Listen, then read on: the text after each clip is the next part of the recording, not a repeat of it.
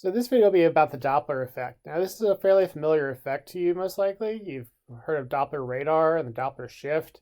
And so we're going to look at this. I'm kind of assuming you're familiar with it already, but I just want to show you some pictures, make sure everyone's on the same page, show you a kind of consequence and how we've used this. And it's an insanely useful idea.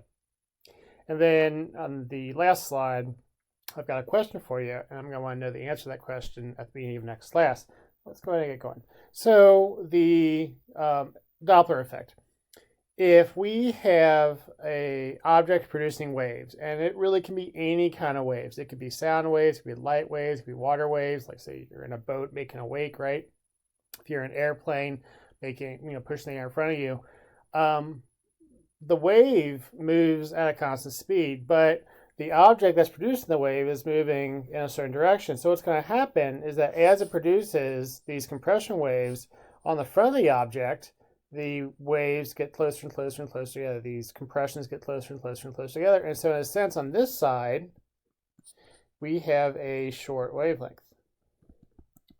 Okay, now, because we have a short wavelength and because the speed of the wave will be constant, we have our equation V is equal to lambda times F. So since this has to be constant and this is shorter on the front, that means that this has to be higher, and that's what we'll see. So, I'm sure you've experienced this. If you have a siren or something coming towards you, it's going to be higher in pitch than it was as it's passing you by or as it's traveling away from you. And on the other side, so when the object is traveling away from you, it's the same thing. So now what's happening is because the object's traveling away, the wave fronts are further apart. Okay, so the wave fronts are further apart. And that, lambda. So this lambda is increased. V has to stay constant. So that means that our frequency has to go down. And so if it's the sound, what we'll see is that it'll have a lower pitch. Okay, it kind of drops in pitch, whereas on the other side, it'll be higher in pitch. Okay, now, like I said, sound's not the only thing that does this. Water waves do it, and you know what? Light waves do it as well. So, what we really use this for, and this is one of the neatest things that I think it's been used for, is to study our universe. And if you guys remember from chemistry class, and I know it's been a couple years for some of you guys, if you remember from chemistry class, every atom, when you excite it, produces certain lines, right? Certain colored lines. And these are very, very specific frequencies. And, and so the stars that have these elements in it, they get excited. And these elements that can absorb the light from the star. And so what we have is we have a set of lines, like a fingerprint for the element. We have a set of reference lines that we get from a laboratory, and then we can observe the spectrum of the stars, and we can see, these same lines and where they're at in the spectrum of the stars.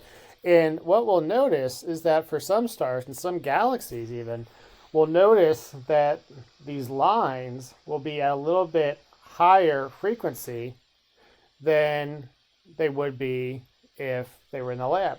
Okay, so we have a Doppler shift, and all these lines are shifted to the blue. So here's the blue end, and here's the red end. And so when we say it's a blue shift, what we mean is that all these lines are shifted towards higher frequency or lower wavelength. Okay, and so this would be a case where the star galaxy is traveling towards us.